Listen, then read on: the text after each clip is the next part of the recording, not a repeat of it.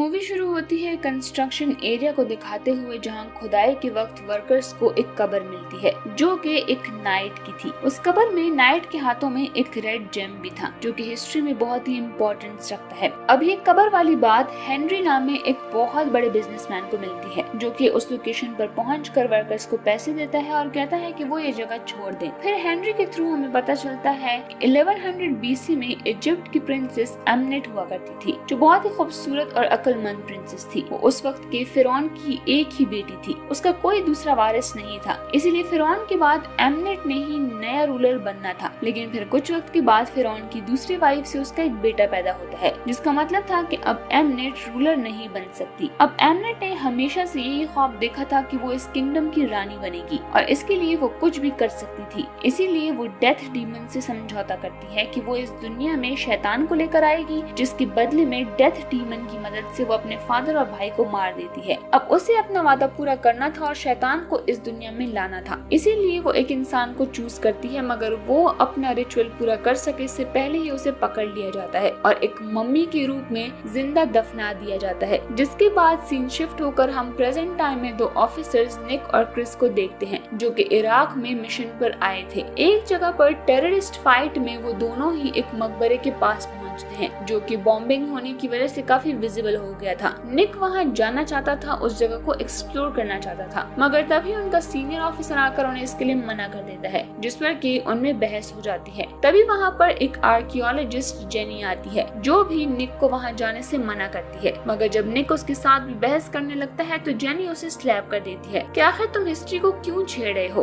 खैर काफी रिक्वेस्ट के बाद सीनियर ऑफिसर उन्हें वहाँ जाने की इजाजत देते हैं, जिसके बाद वो सभी उस मकबरे के अंदर जाते हैं जहाँ निक नोटिस करता है कि वहाँ काफी क्वांटिटी में मरकरी है। साथ ही वो वहाँ पर आसपास बहुत सारी रस्सियों को नोटिस करता है जो कि काफी सारे स्टैचू से कनेक्ट होकर एक सेंटर की तरफ जा रही थी, मगर सेंटर में क्या था इसके बारे में उन्हें कोई भी आइडिया नहीं था। निक काफी क्यूरियस था तो इसीलिए वो बिना सोचे समझे उन रस्सियों पर फायर करता है, जो टूटने की वजह से वहाँ पर एक ताबूत ऊपर आने लगता है। उसे देखकर निक को कुछ अजीब फील होता है, साथ ही उसे कुछ विजन्स भी आने लगते हैं। उसे बार बार एमनेट दिखाई देने लगती है। तभी क्रिस चिल्लाने लगता है क्योंकि उसे एक मकड़ी ने काट लिया था। निक उसे संभालता है और फिर अपनी टीम की मदद से उस ताबूत को बाहर निकालते हैं। बाहर आते ही निक वहाँ बहुत सारे कवों को नोटिस करता है जो कि उस ताबूत के आसपास जमा हो रहे थे, जो काफी स्ट्रेंज बात थी। सीनियर ऑफिसर सजेस्ट करते हैं कि वो इस ताबूत को फौरन वहाँ से ले जाएं, इसीलिए एक प्लेन उसे लेने आता है। जब वो सभी प्लेन में होते हैं तो अचानक क्रिस को कुछ अजीब फील होने लगता है। उसके चेहरे का रंग उड़ जाता है और आंखें बिल्कुल व्हाइट हो जाती हैं। ऐसे लगता है कि जैसे किसी चीज ने उसे पोजेस कर लिया हो और फिर वो उस ताबूत के पास जाकर उसे खोलने लगता है। सब उसे ऐसा करने से मना करते हैं मगर वो किसी की बात नहीं मानता। फिर वो जेनी को मारने के लिए आता है और उसे बचाने के लिए निक उसे शूट कर देता है। तभी अचानक प्लेन पर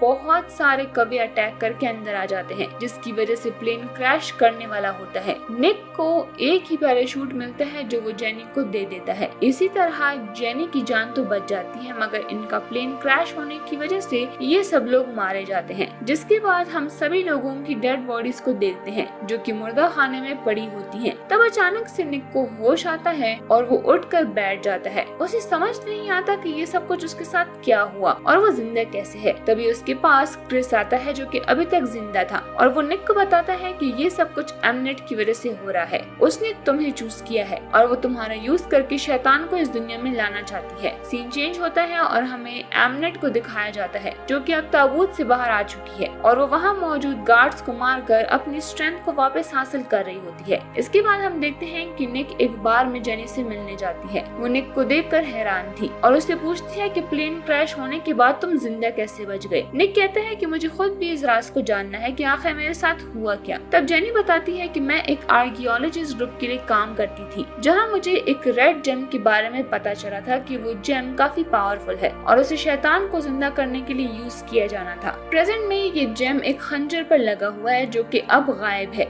ये सभी इंफॉर्मेशन उन्हें एक बुक से मिली थी जो कि उसी नाइट ने लिखी थी जिसकी डेड बॉडी हमने मूवी के स्टार्ट में देखी थी। जेनी कहती है कि उस बुक में किसी प्रिंसेस का भी जिक्र था जो शैतान को जिंदा करना चाहती थी और रूल करना चाहती थी और अपने फादर और भाई को भी उसने इस वजह से मार दिया था। वो लोग ये बातें कह ही रहे होते हैं कि क्रिस वहाँ आकर निक को बुलाता है और उसे बताता है कि हम दोनों इमॉर्टल्स हैं। इसी वजह से हम उस प्लेन क्रैश में बच गए थे और हमारे जरिए एक बहुत ही बड़ा मकसद पूरा होगा जो कि काफी तबाही लाएगा। इसी दौरान जेनी को उसकी सीनियर की कॉल आती है जो कि उसे निक को अपने पास लाने को कहते हैं। जेनी निक को अपने साथ चलने को कहती है, मगर निक कहता है कि पहले हमें उस ताबूत के पास जाना चाहिए। उधर हम एमनेट को देखते हैं जो कि लोगों को मार कर और पावरफुल हो रही थी। तभी अचानक वो निक के सामने आती है और उसी एंशिएंट खंजर से वो निक को मारने वाली होती है, मगर तभी नोटिस करती है कि उस खंजर के ऊपर रेड जेम मिसिंग है, जिसे देखकर वो परेशान हो जाती है। तभी वो नोटिस करती है कि जेनी वहाँ से भाग रही है, इसलिए वो निक को छोड़कर उसका पीछा करती है, मगर निक किसी तरह से जेनी को वहाँ से बचाकर ले जाता है, मगर एमनेट उनका पीछा नहीं छोड़ती और फिर एक पॉइंट पर वो निक को पोजेस कर लेती है, जिससे कि वो वैन को उसकी तरफ मोड़ता है, मगर ओवर स्पीडिंग की वजह से वैन पलट जाती है। तभी एमनेट जेनी पर हमला करने वाली होती है, लेकिन तभी आर्कियोलॉजिस्ट ग्रुप के लोग एमनेट को पकड़ लेते हैं और उन तीनों को अपने साथ हेडक्वार्टर्स ले जाते हैं, जहां हम जेनी के बॉस हेनरी को देखते हैं, जो उन्हें बताता है कि वो खुद भी एक मॉन्स्टर है और खुद को नॉर्मल रखने के लिए उसे एक इंजेक्शन लगानी पड़ती है, जिसके बाद वो उन्हें एमनेट के पास लेकर जाता है, जिसे बांध कर रखा गया था और वो लोग उस पर कुछ एक्सपेरिमेंट कर रहे थे। साथ वो उन्हें ये भी बताता है कि उस मकबरे से वो रेड जेम भी मिल चुका है। जेनी अपने बॉस से पूछती है कि क्या वो निक को भी मार देगा, तब उन्हें पता चलता है कि वो भी निक को मारकर शैतान को इस दुनिया में लाना चाहता है।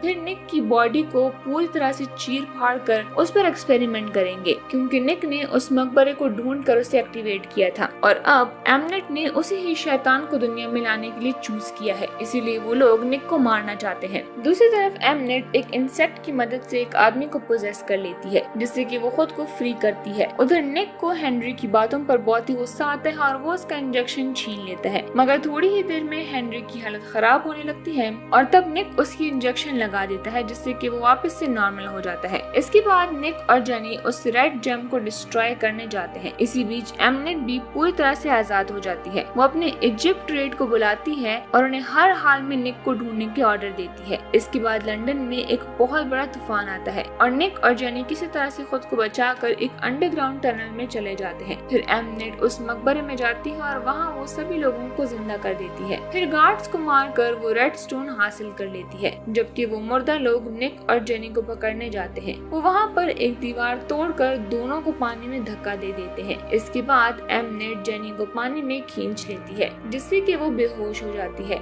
लेकिन निक किसी तरह से उसे बचाकर पानी से बाहर निकाल लेता है और वहाँ उसे एमनेट के लोग पकड़ लेते हैं। एमनेट निक को मारने के लिए उस खंजर को लेकर आती है और उन दोनों में फाइट शुरू हो जाती है। निक एमनेट से हारने लगता है। इसी बीच खंजर निक के हाथ लग जाता है। निक उसे तोड़ने वाला होता है, मगर एमनेट उसे रोकती है और रिक्वेस्ट करती है कि वो ऐसा ना करे। वो कहती है कि इससे तुम दुनिया के गॉड बन सकते हो और तुम दुनिया पर रूल करोगे, इसलिए तुम मुझे दे दो। तब निक खुद को उस खंजर से स्टैब कर लेता है, जिससे कि एमनेट परेशान हो जाती है। फिर निक के अंदर उस डेथ डीमन की सारी क्वालिटीज आ जाती हैं और वो निक पर अपना कब्जा कर लेता है। लेकिन तभी निक की नजर जेनी पर पड़ती है और वो फिर से खुद पर कंट्रोल पा लेता है और एमनेट को मार देता है और वो एमनेट की जान भी बचा लेता है। इसके बाद सीन चेंज होकर हम निक को देखते हैं, जो कि अब इजिप्ट में होता है। हम देखते हैं कि उसने क्रिस को भी अब ठीक कर दिया है और अब ये सब अपना सफर जारी रखते हैं और इसी के साथ ये मूवी यहीं पर एंड हो जाती है।